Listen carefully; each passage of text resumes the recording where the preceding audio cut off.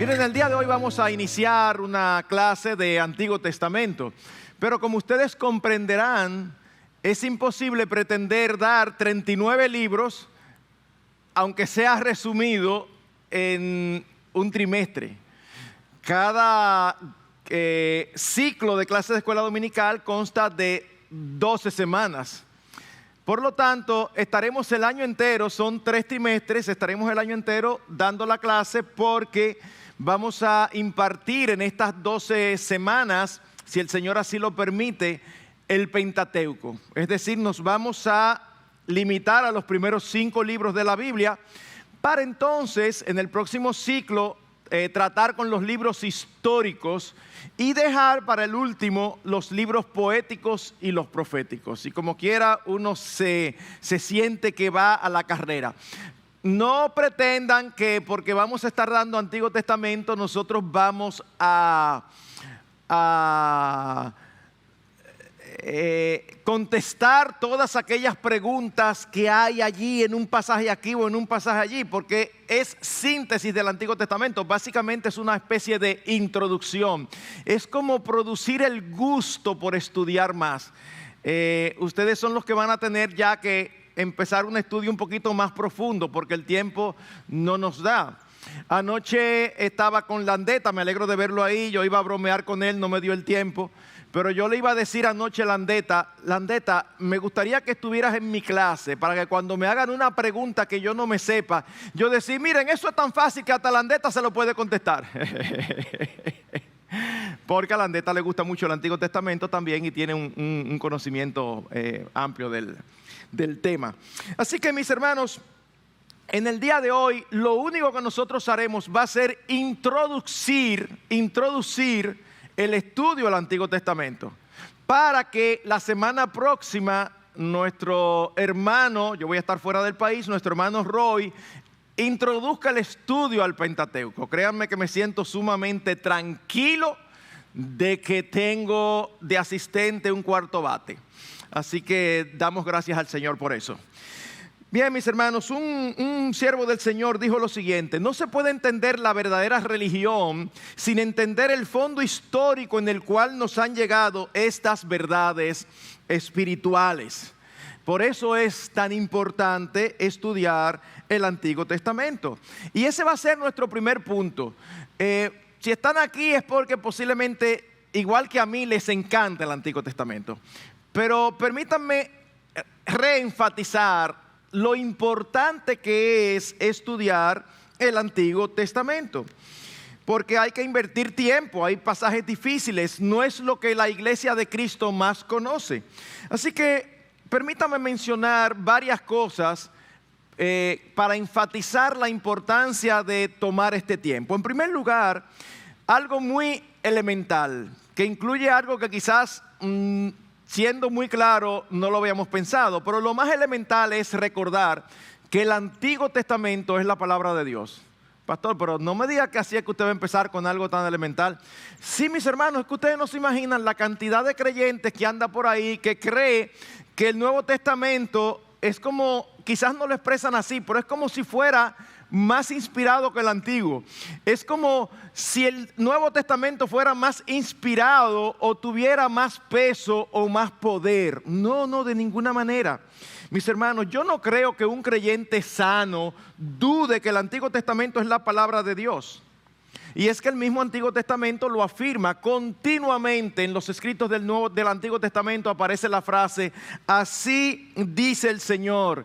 Y el Señor habló a Moisés.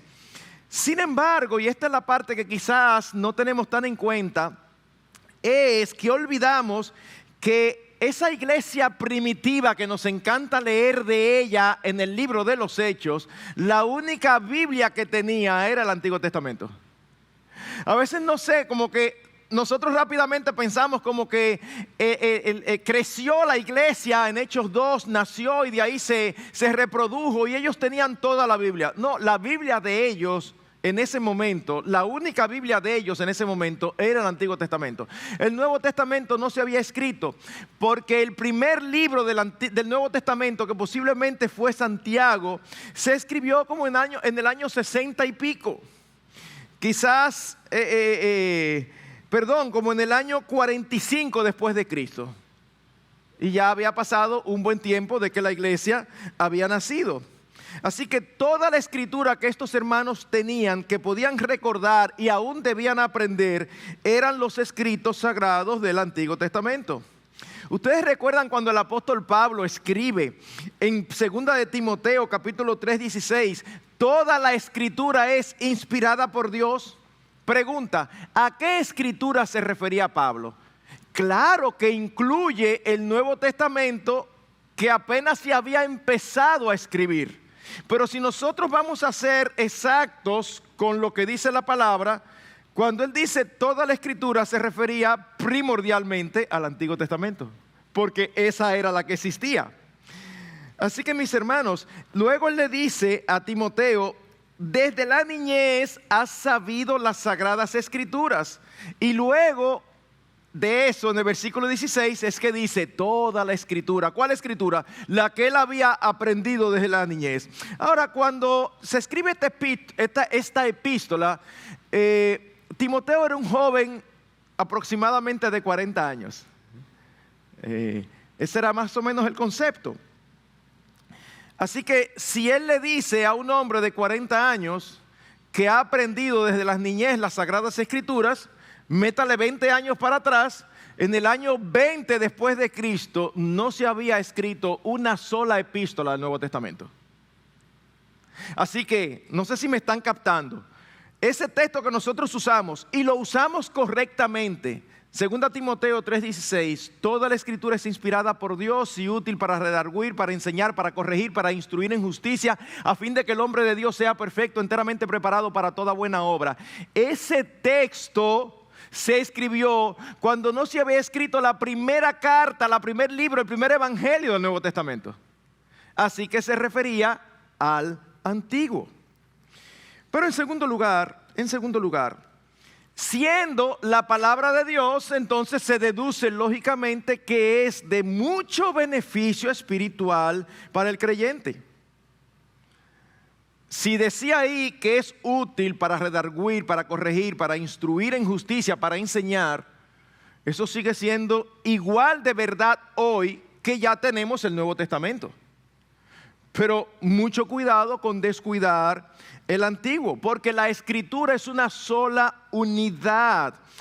Y cuando nosotros leemos en el Antiguo Testamento, es impresionante cómo percibimos principios que son desarrollados más ampliamente en el Nuevo. De hecho, me da la impresión que a veces creemos que algunas verdades que son desarrolladas en el Nuevo Testamento son verdades exclusivamente novotestamentarias. Y eso no es verdad, porque muchas de ellas ya habían hallado expresión en el Antiguo.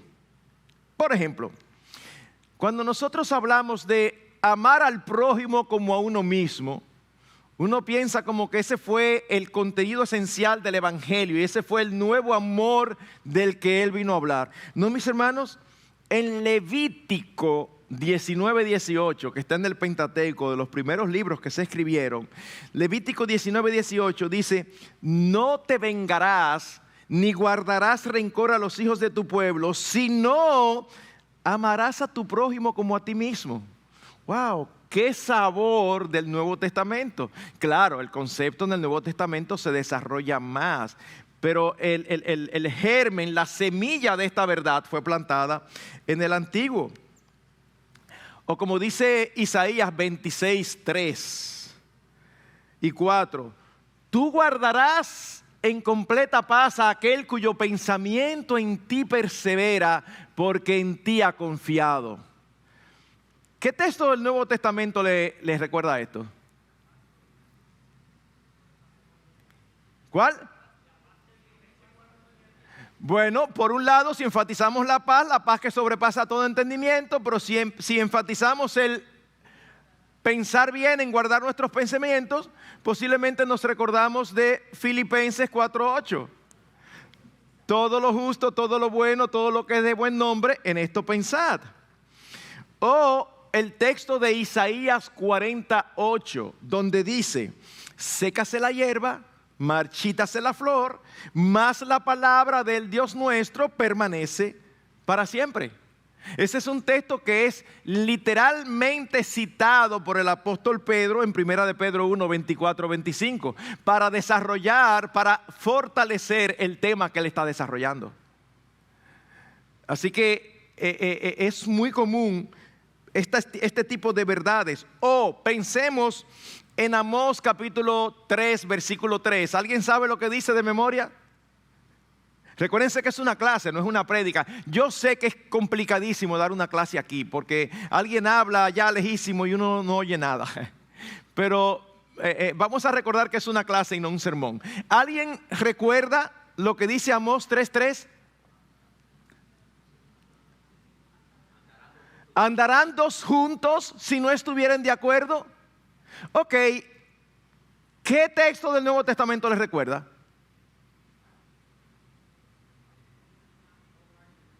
No os unáis en yugo desigual con los incrédulos, porque ¿qué comunión tienen la justicia con la injusticia? Cristo con Belial.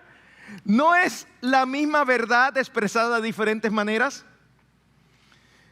O pensemos en Habacuc capítulo 2 versículo 4. ¿Quién recuerda qué dice Habacuc 2:4? Y esto sí yo espero que muchos se lo sepan.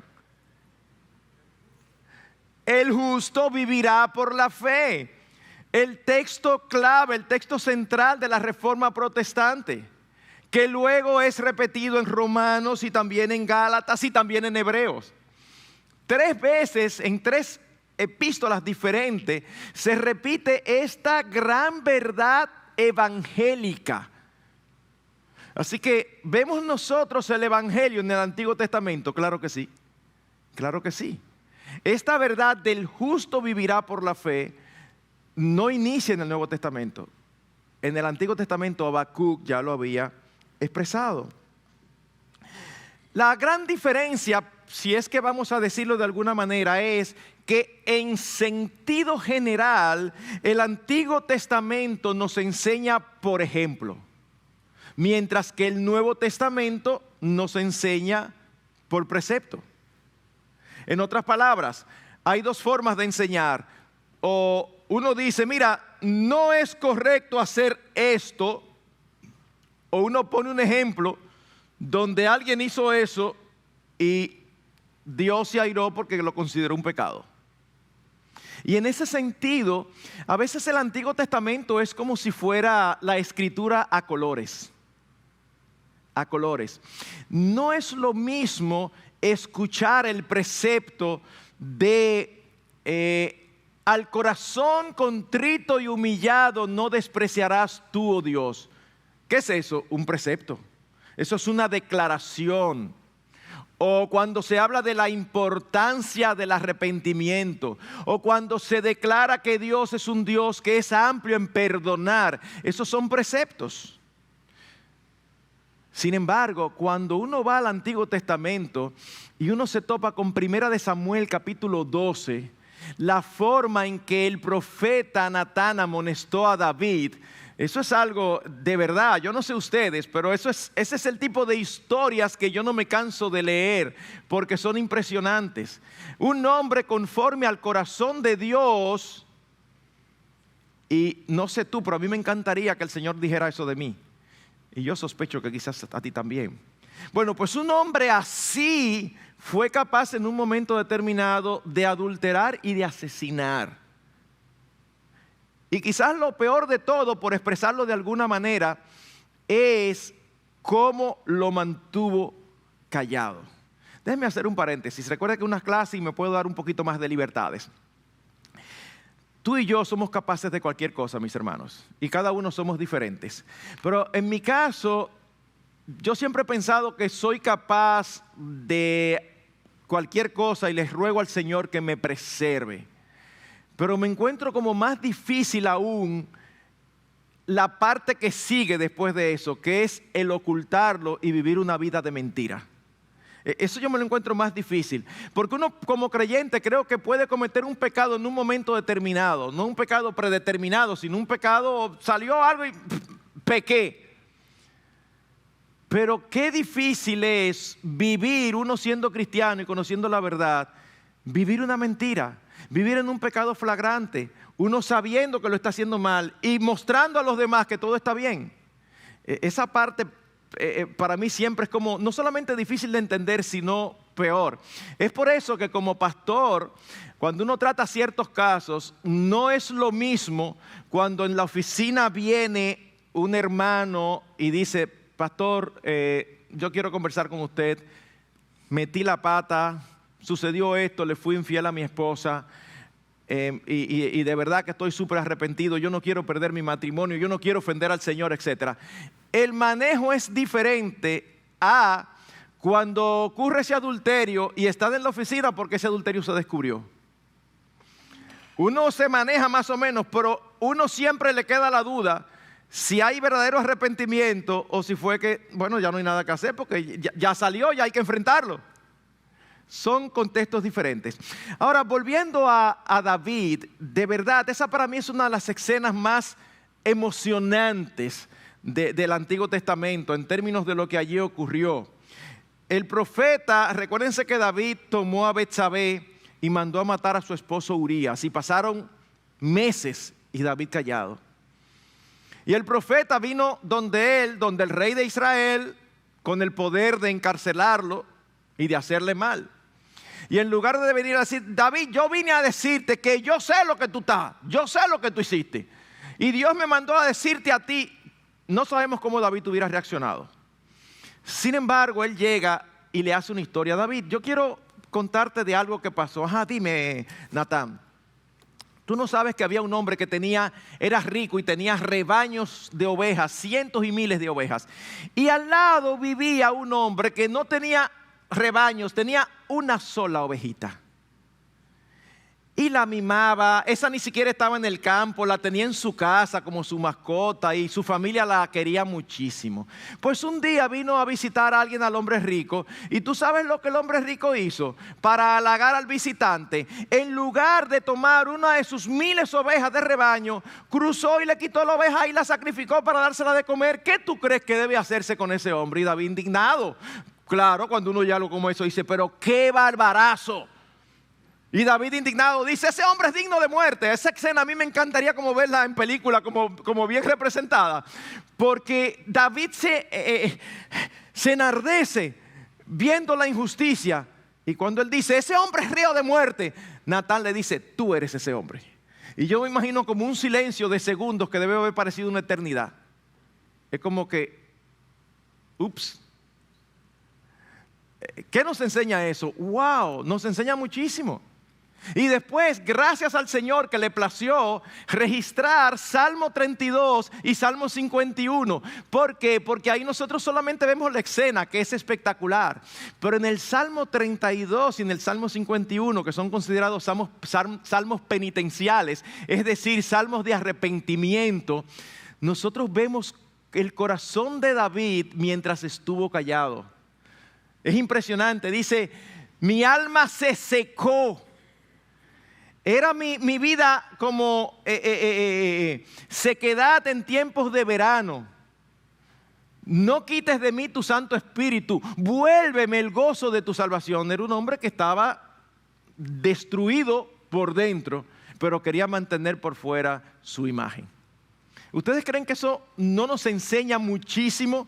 ¿No es eso ver cómo el pecado debe manejarse bíblicamente confesándolo?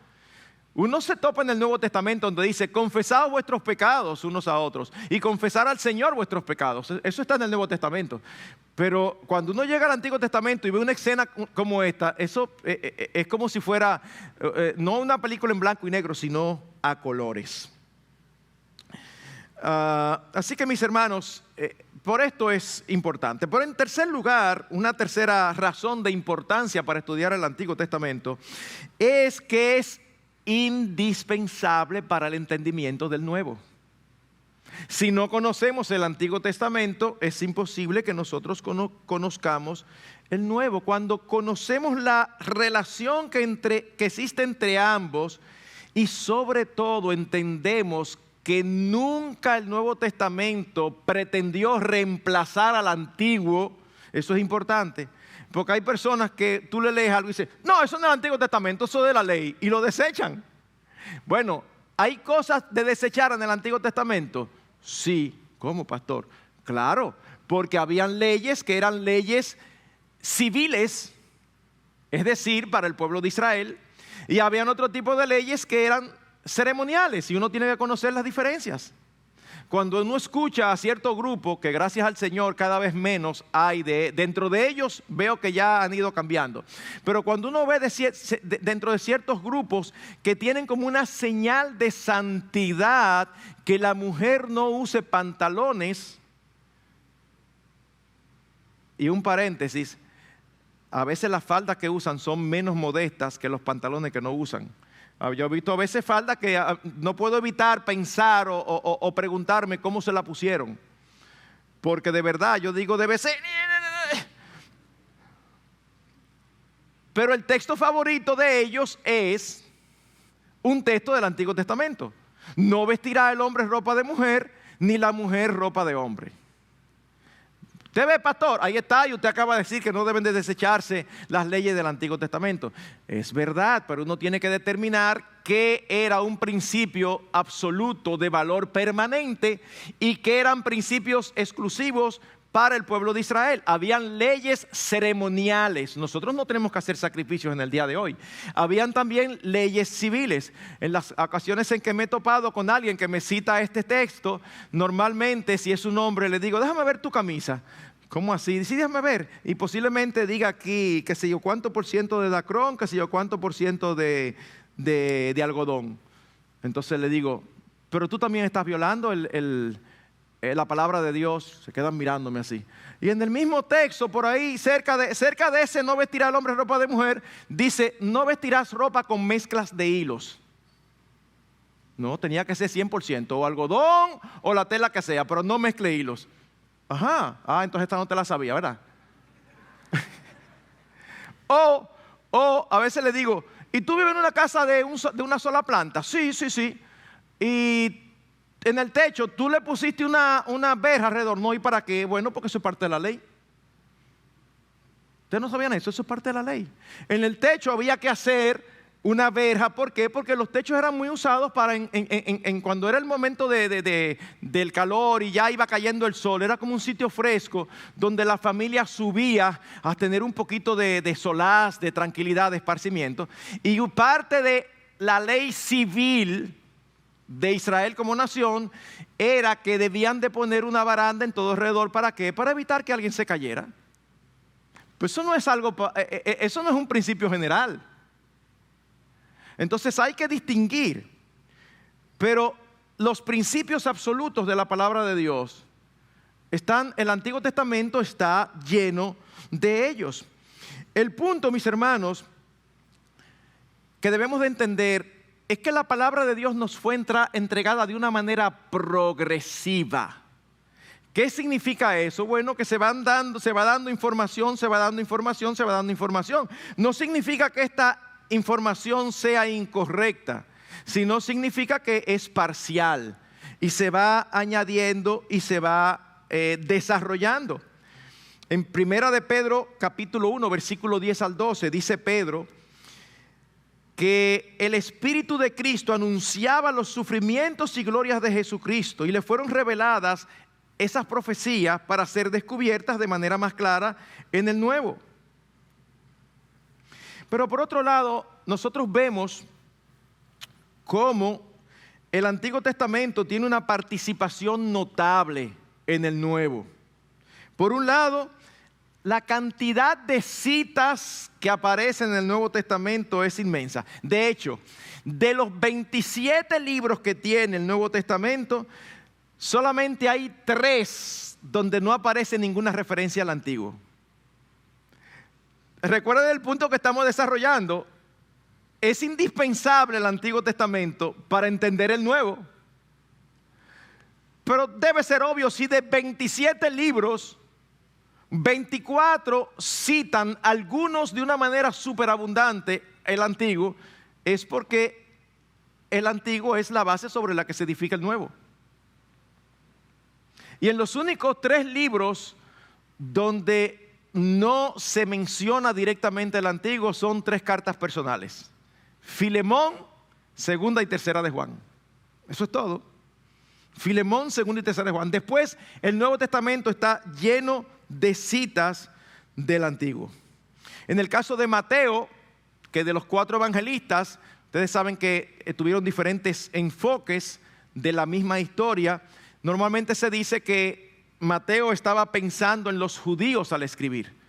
Y es el evangelio que más citas usa del Antiguo Testamento. Si va a convencer a los judíos de que Cristo era el Mesías esperado, ¿cómo lo iba a convencer? Usando la Biblia de los judíos, que era el Antiguo Testamento. Así que Mateo está lleno de citas. La predicación de los apóstoles, ya cuando nace la iglesia, estaba basada en el Antiguo Testamento. Si ustedes van al libro de los Hechos, en el capítulo 3, usted ve cómo se empieza predicando, citando a Moisés y a los profetas. Ustedes recuerdan más adelante, unos capítulos más adelante, la muerte del primer creyente, el primer mártir de la iglesia de Cristo. ¿Quién fue? Esteban. Ustedes recuerdan su sermón. El sermón evangelístico que Esteban predicó fue un repaso de la historia del pueblo de Dios en el Antiguo Testamento, para decirles al final, es que ustedes son igualitos que sus padres, ustedes tienen la palabra de Dios y terminan haciendo lo que les da la gana. Ese es el resumen muy dominicano del sermón de Esteban en Hechos 7. Ustedes y nosotros somos igualitos, el problema no es conocimiento, el problema es disposición, inclinación, deseo de obedecer la palabra de Dios. Pero por otro lado, los temas y las doctrinas del Antiguo Testamento que son tratados en el Nuevo son muchísimos. Aún eventos históricos prefiguran verdades espirituales. ¿Ustedes recuerdan la conquista de Canaán? Bueno, es tomado ese evento para prefigurar más adelante el reposo espiritual que los cristianos alcanzan por la fe.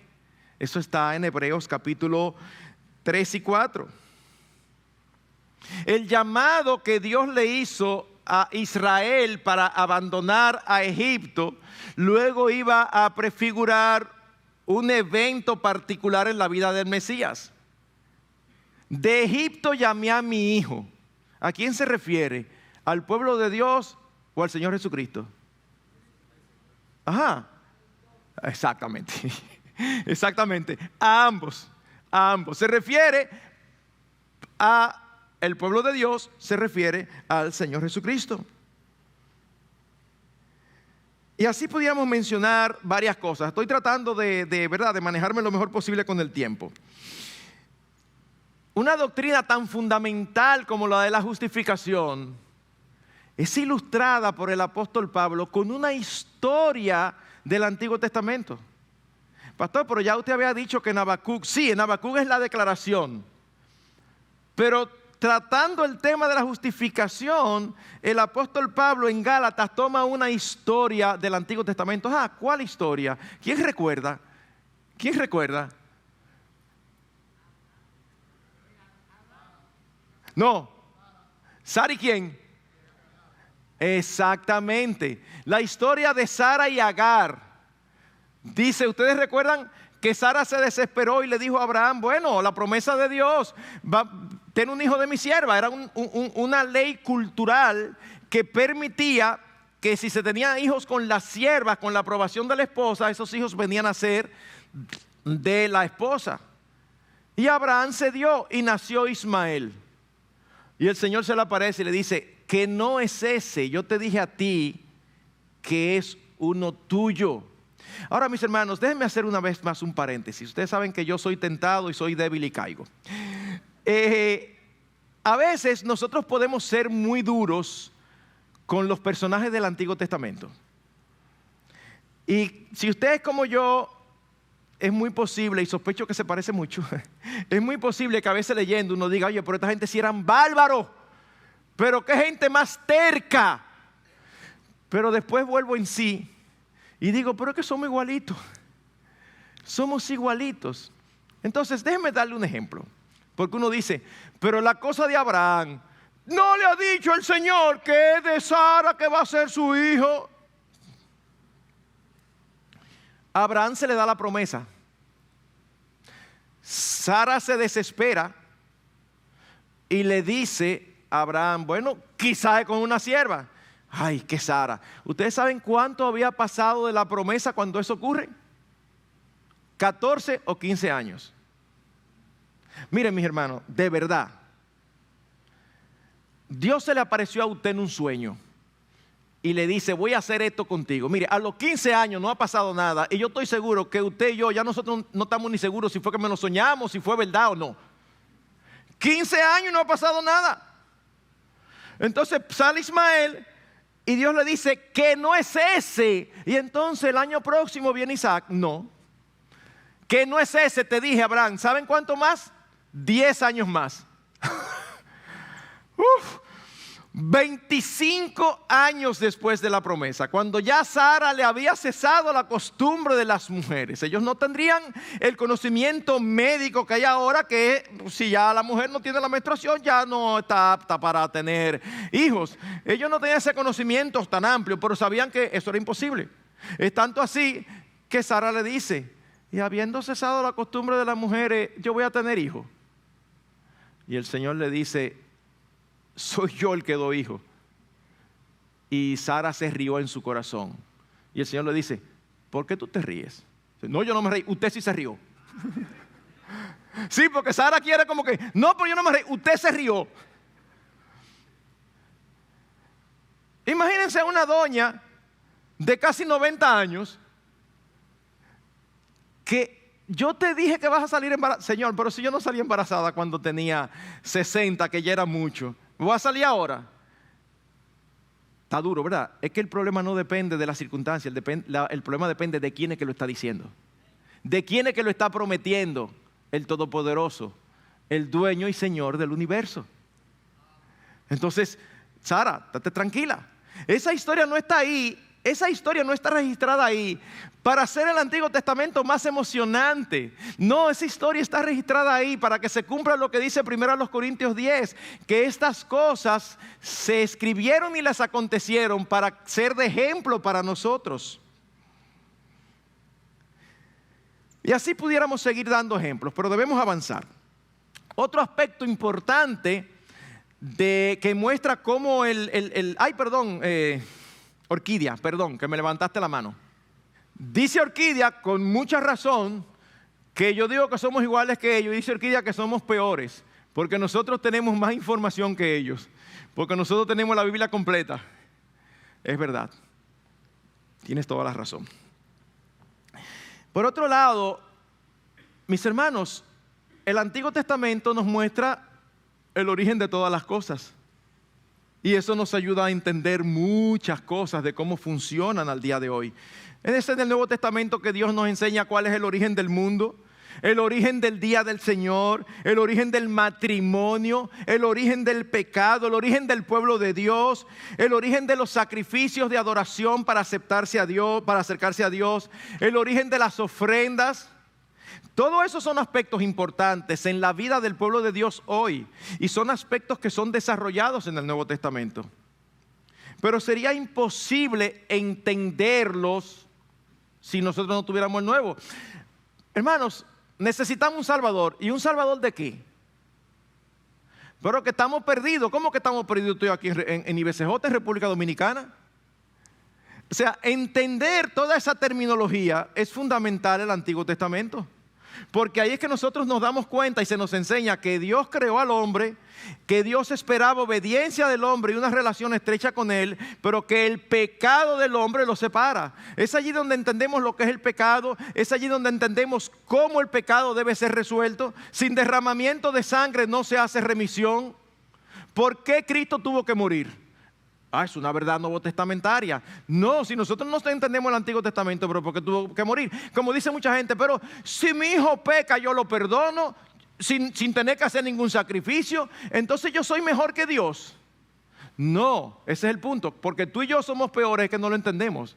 Porque Dios no puede seguir siendo santo y justo, perdonando simplemente el pecado sin que haya restitución. Es como dicen, yo cometí una falta y rompí un objeto finísimo y mi papá me perdona. ¿Ve que no hay sacrificio? mucho cuidado. ¿Y quién pagó el objeto? Porque alguien tiene que pagarlo, el papá. Y eso es exactamente lo que el Señor hace.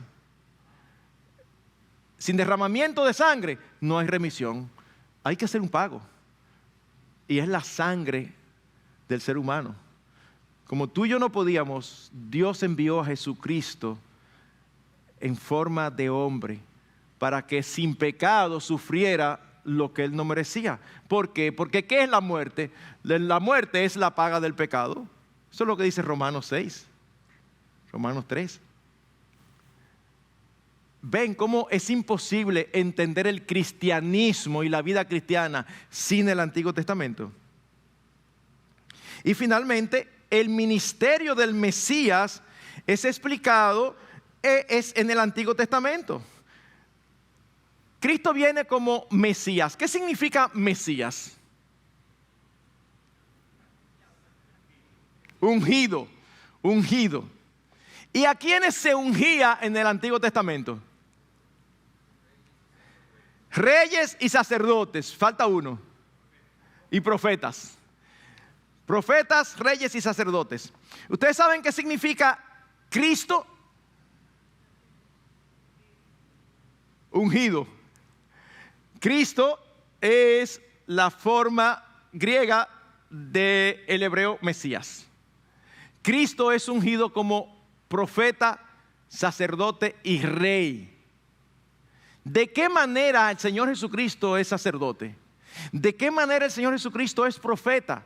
¿De qué manera el Señor Jesucristo es rey? Quita el Antiguo Testamento y usted y yo no tenemos forma de explicar esas preguntas. No tenemos forma. Lo sabemos por todo lo que implicaba.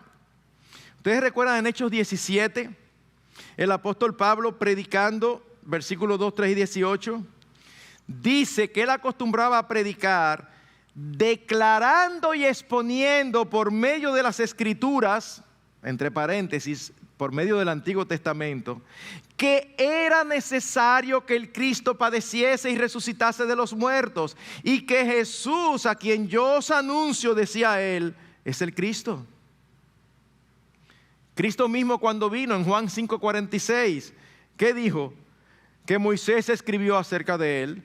Si creyeses a Moisés, me creerías a mí, porque de mí escribió él. Y en Lucas 24:27, en esa famosa escena de Jesucristo caminando con dos discípulos que iban camino de Emaús, y ¿qué es lo que ha pasado? Y tú eres extranjero, que tú no sabes lo que ha pasado. El mismo Señor que fue el que resucitó y era todo lo que había pasado. Y dice que en un momento empezó él a hablar de las Escrituras acerca de él mismo hasta que sus ojos fueron abiertos. ¿Qué dice? Que las Escrituras decían acerca de él mucho y él empezó a explicárselos, comenzando desde Moisés y siguiendo por todos los profetas. Así que el ministerio de Moisés es explicado en el Nuevo Testamento. Ahora bien, pastor, lo que pasa es que a veces hay situaciones y casos que se dan en el Antiguo Testamento que son difíciles de entender, que son difíciles de explicar. Sí, y en el Nuevo también. ¿O no hay textos en el Nuevo Testamento que son difíciles? Hay textos en el Nuevo Testamento. En mi caso particular hay algunos textos que todavía yo no he encontrado como alguna explicación como del todo satisfactoria. Y a lo largo de la iglesia ha habido discusiones de qué significa. Sin embargo, para nosotros aprovechar mejor el estudio del Antiguo Testamento, es fundamental que tengamos en cuenta varios factores. Si nosotros tenemos eso como una zapata sobre la que edificar, entonces va a ser mucho más fácil. En primer lugar, debemos saber que Dios siempre actúa en conformidad con su naturaleza y nunca obra en contra de sus atributos. Dios nunca hace nada que va en contra de sus atributos, de sus características como persona. Y esto es importante porque a veces nosotros nos topamos con algunos hechos en el Antiguo Testamento. Por ejemplo, guerras donde Dios ordena destruir a todos los habitantes de la ciudad. Bueno, pero el Señor dijo todo y ellos interpretaron. No. Usted va y dice, destrúyelo todo e incluye, dice, hombres, mujeres y niños. Wow. Pero ¿y cómo así? ¿Y cómo un Dios santo y justo manda a destruir niños? Bueno, cuando lleguemos al libro de Josué más adelante, vamos a dar una serie de explicaciones. Por el momento, es importante que nosotros aprendamos a interpretar las Escrituras, incluyendo el Antiguo Testamento, siempre partiendo de lo que conocemos, no de lo que no conocemos. Porque hay cosas que están muy claras. Y un principio hermenéutico, es decir, un principio de interpretación bíblico correcto es el siguiente: los textos oscuros se interpretan a la luz de los textos claros. O sea, nosotros nos topamos con un texto complicado. Es incorrecto que nosotros hagamos de ese texto el todo de la Escritura. No. ¿Hay cosas que Dios hace que nosotros no entendemos? Claro que sí. Y nosotros vamos a pretender que todo lo que Dios hace, nosotros lo vamos a entender. Nosotros olvidamos quién es Dios. Aquel que con su palabra hizo todo el universo. Un universo que todavía hoy el hombre no ha podido conocer en toda su extensión. ¿Y cómo lo hizo? Bueno, a Dios le tomó millones de años. No, a Dios le tomó un instante y dijo, sea la luz, y fue la luz. Y un Dios así, tú y yo lo vamos a entender todo. No, mis hermanos, por eso es, y es importante que tengamos en cuenta el texto de Deuteronomio 29, que dice, las cosas reveladas son para nosotros y para nuestros hijos, mas las ocultas pertenecen al Señor. En otras palabras, tú y yo tenemos que manejarnos con lo que Él ha querido revelarnos. Hay cosas que Él no nos ha revelado, pastor, pero eso es misterio. Pero claro, Él ha revelado por qué razón un creyente fiel, una creyente fiel que sirve al Señor, que tiene planes de llevar el evangelio a tal sitio que casi nadie quiere sacrificarse. En un momento le da un cáncer terminal y se muere. Pastor, es que yo no entiendo eso. No, ni yo tampoco, pero el hecho de que no lo entendamos no significa que no entendamos algunas cosas. Dios siempre es santo, Dios siempre es justo, Dios siempre es bueno, Dios no hace nada sin propósito. Eso está clarísimo. Así que nosotros no podemos entender el caso específico, pero sí debemos estar seguros que cada situación que nosotros vemos siempre está bañada por la personalidad de Dios, por sus atributos. Él es omnisciente, sí. Él es misericordioso, sí. Él es sabio, sí. Pastor, entonces, pero sigo sin entender por qué mandó a matar mujeres y niños. Bueno, vuelvo y digo, hay una explicación que no puedo sentirme tentado. En esta sí no puedo sentirme tentado porque se va a tomar mucho tiempo. Pero hay una explicación que veremos más adelante. Pero aún no lo hubiera. ¿Saben qué? Uno dice, mira, yo la verdad que no lo entiendo, pero yo tengo que entender que ese mandato, aunque yo no lo entienda, está lleno de la misericordia, la sabiduría y la bondad de Dios. ¡Wow! Sí, porque tenemos que partir de aquello que entendemos claramente, no de lo que no entendemos. Segundo principio para poder aprovechar mejor el estudio del Antiguo Testamento. Debemos recordar que toda la historia está bajo el control soberano de Dios. Dios hace lo que Él quiere y no hay quien detenga su mano. Hay personas que dicen, no, pero Dios no está detrás de las desgracias. Miren, hay textos de sobra en las Escrituras. ¿Hay algún mal en la ciudad que el Señor no haya hecho? O sea, lo único que el Señor siempre hace todo con propósitos buenos y sabios, pero Él tiene control absoluto. Mis hermanos, si Dios no tuviera control absoluto sobre su creación, Él no pudiera ser confiable. Yo le pido que me proteja y resulta que me sucedió exactamente lo que yo no quería. No podemos pensar que fue porque en ese momento Dios estaba atendiendo a otro hermano y se descuidó. Como nos puede pasar a nosotros, el que tiene más de un hijo. Ustedes han visto, usted está con uno, se cayó y usted lo está atendiendo y en ese mismo momento el otro le da un tablazo a otro. Usted tiene que ir, óyeme, pero yo tenía que estar pendiente porque yo lo vi que tenía un juguete en la mano. Está bien, pero estoy atendiendo a este. Usted puede tener la mejor de las intenciones, pero usted no es ni presente, ni yo tampoco. El Señor es omnipresente, el Señor es omnisciente. Él no solamente sabe lo que va a ocurrir, sino que sabe todas las alternativas a lo que ocurriría si posiblemente pasara. Me encanta el caso de David. Señor, está en Keila, un pueblecito pequeño, y Saúl anda detrás de él. Y él ha sido un benefactor de Keila. Y él se entera que Saúl viene y él lo consulta y le dice, Señor, si Saúl viene, los hombres de Keila me entregarán. Y Dios le dice, te van a entregar. ¿Ocurrió? No, no ocurrió porque David dijo, pues si me van a entregar, yo me voy. Y David se fue. No ocurrió. Pero Dios sabía aún lo que iba a ocurrir que no ocurrió. Porque conoce el corazón de los hombres. Ese es el Dios al que tú y yo servimos. Así que en lugar de llenarnos de incertidumbre cuando veamos cosas que no conocemos, llenémonos de admiración, porque es un Dios capaz de dirigir todas las cosas para sus propósitos, y sus propósitos siempre son buenos, agradables y perfectos. En tercer lugar, debemos de recordar que Israel es el pueblo del pacto. Era el pueblo del pacto. Desde el principio notamos cómo Dios elige a un hombre y a su descendencia para formar una nación que sería luz y testimonio. Y de ahí hace un pueblo para tener un pueblo especial que pudiera testificar de su nombre a los demás. Y en cuarto, hay una progresión, como dijimos hace un rato, en la revelación bíblica. ¿Qué significa eso? Algo muy importante, mis hermanos, que nos ocurre con mucha frecuencia. Hermanos, no podemos juzgar los comportamientos de Abraham con la luz que tenía Moisés. Ni podemos juzgar a Moisés con la luz de los profetas. Ni podemos juzgar a los profetas con la luz que tenemos tú y yo hoy día. Y a veces nos ocurre que nosotros leemos estas historias teniendo nosotros la revelación completa y nosotros hacemos juicio sobre ello a la luz de lo que tú y yo sabemos. Es que había cosas que yo todavía no se le había revelado. Así que en ese sentido tú y yo tenemos un privilegio. Y eso cuadra con lo que decía Orquídea ahorita. Tú y yo somos más culpables porque al que mucho se le da, mucho se le demanda. Tú y yo tenemos mucho mayor conocimiento de lo que ellos tenían. Al principio nosotros vemos más claramente actuar a Dios el Padre.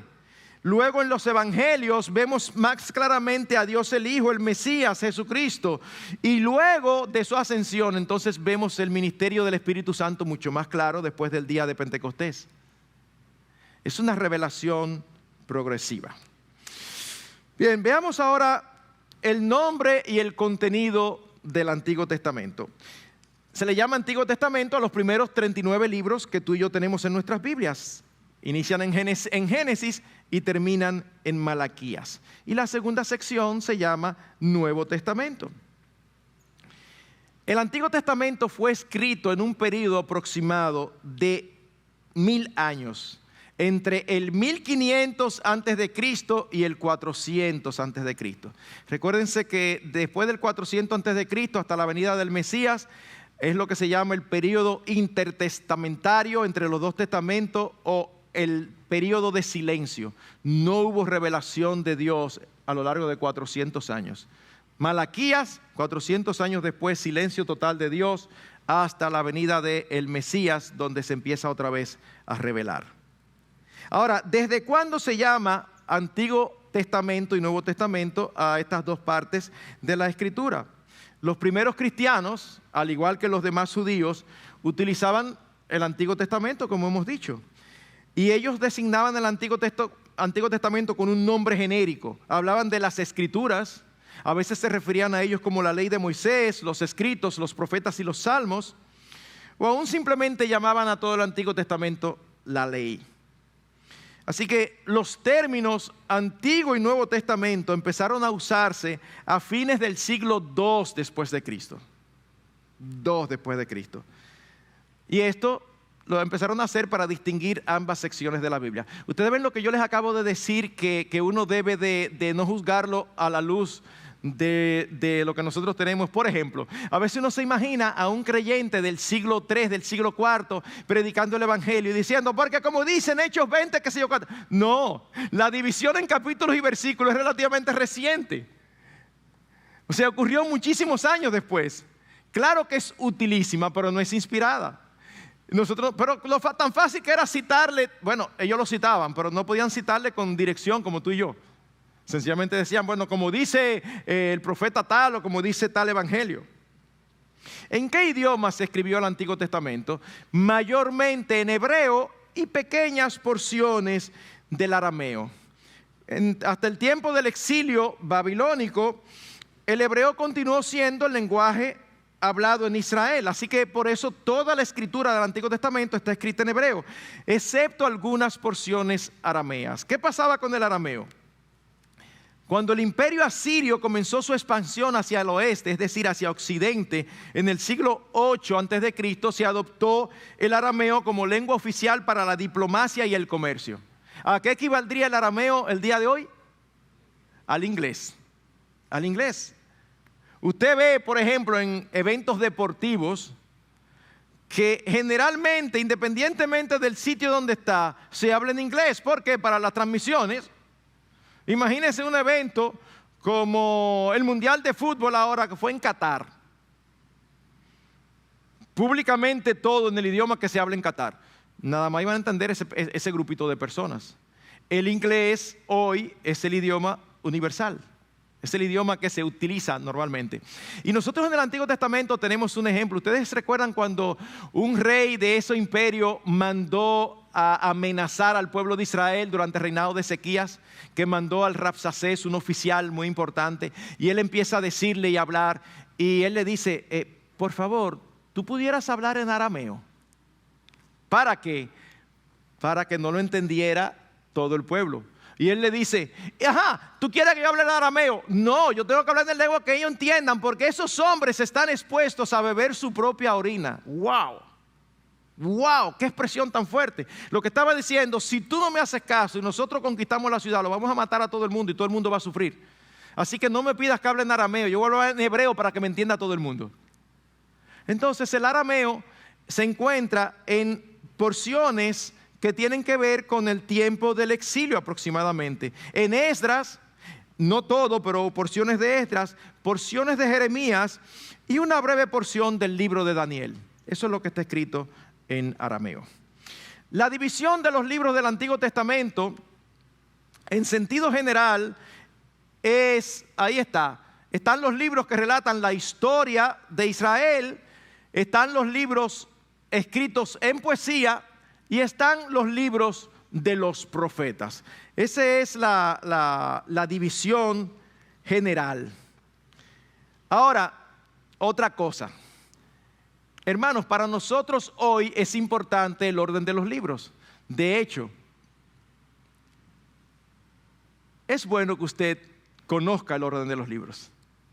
Es mucho más fácil. Yo no quiero hacer sentir mal a nadie, ¿verdad? Pero no es lo mismo cuando el pastor está predicando y dice, en Oseas tal, y usted hace así, ¡fua! Inmediatamente a Oseas. O, como hacen muchos, si no se sientan mal, Oseas. Y lo primero que hacen es abrir su Biblia, ir al índice para saber dónde es que queda Oseas. Está bien si usted es un nuevo creyente, tranquilo. Pero si usted tiene mucho tiempo en el Señor, ya usted debiera de conocer su Biblia, dónde que está. Uno tener ese manejo, ese conocimiento. Ahora, eso es importante ahora. Para los hebreos eso no era importante. ¿Por qué? Oh, mis hermanos, ¿y cómo era que se tenían los libros del Antiguo Testamento antes? ¿Eran pergaminos? Así que no importaba si tú tienes ahí un reguero de rollos. No importa si saber el orden, porque si tú vas a buscar Génesis tienes que buscar, una señal tenían que tener. Pero no importaba el orden viene a ser importante cuando ya se hace en forma de códice, en forma de libro. La división actual es la siguiente, y con esto quiero concluir. Espero que el tiempo me dé, porque hay un cuadro muy interesante. La división actual, tenemos al Pentateuco, que son los primeros 5 libros. Luego tenemos a los libros históricos, que son los siguientes 12. Luego tenemos a los poéticos, Job, Salmos, Proverbios, Eclesiastés, Cantares. Y luego tenemos a los profetas, que se dividen en 2, profetas mayores y profetas menores. No tenemos el tiempo de explicar el por qué se clasifican así. Pero déjenme decirle algo que es importante, y aquí quiero que ustedes vean este cuadro, porque es importante que nosotros sepamos que los libros del Antiguo Testamento no están colocados en nuestras Biblias necesariamente en orden cronológico. Eso es importante, porque si usted no sabe eso, se va a confundir. Se va a confundir. ¿Está ahí el cuadro que está a colores? Ok, quizás no, bueno, sí, yo creo que se ve bastante. Fíjense, déjenme explicar esto y con esto terminamos. ¿Cómo? Y esto es importante para un mejor entendimiento. Génesis, Éxodo, Levítico, Números y Deuteronomio. Cuando usted sabe el Pentateuco, usted dice, ese es el orden de Pentateuco. Pero pastor, yo no entiendo eso. ¿Por qué Job está ahí si Job es poético? Estamos hablando en términos cronológicos. Porque los acontecimientos del libro de Job ocurren en la época de los patriarcas. ¿Y dónde tenemos nosotros la historia de los patriarcas? En el libro de Génesis. Por lo tanto, Job, cronológicamente hablando, tiene que ser colocado debajo de Génesis. Después nosotros tenemos Génesis, Éxodo, ahí hay cronología, ahí hay seguimiento cronológico. Pero luego sigue Levítico. ¿Y por qué no ponemos Levítico al lado? Bueno, porque Levítico es una serie de ordenanzas acerca de cómo debían manejarse los sacerdotes, cómo debían de manejarse los levitas. ¿Y cuándo se les da esa orden y esos reglamentos? Cuando se le da la ley en el monte Sinaí. ¿Y dónde está el relato de los 10 mandamientos? Éxodo, capítulo 20. Ahí es que inicia. Entonces, todas esas leyes de Levítico no se dan después del libro de Éxodo. Se dan dentro de los acontecimientos relatados en el libro de Éxodo. Luego viene Números, que sí hay cronología. Y Deuteronomio no viene después de Números, no. ¿Qué significa Deuteronomio? Deutero significa segundo. Nomio viene de nomos, que es ley, la segunda ley. No fue que era una ley que sustituía a las demás, sino que estando ya a las puertas de Canaán, a las puertas de la conquista, Dios tiene que repetirle otra vez la ley a la nueva generación, porque la antigua generación había muerto por causa de su pecado de incredulidad al no querer entrar en la tierra prometida cuando Dios se lo ordenó. Entonces hay que repetir otra vez la ley. Pero esa repetición, ¿dónde ocurre? En los sucesos relatados en Números. Entonces luego sigue la cronología. Josué, Jueces, y en nuestras Biblias está Ruth después. Pero los acontecimientos de Ruth ocurren en el libro de Jueces. Cuando usted va al libro de Ruth, inicia diciendo, ocurrió en el tiempo en que gobernaban los jueces, y ahí viene la historia de Ruth. Entonces, lo que se relata en Ruth no ocurre después de Jueces, ocurre durante el libro de Jueces.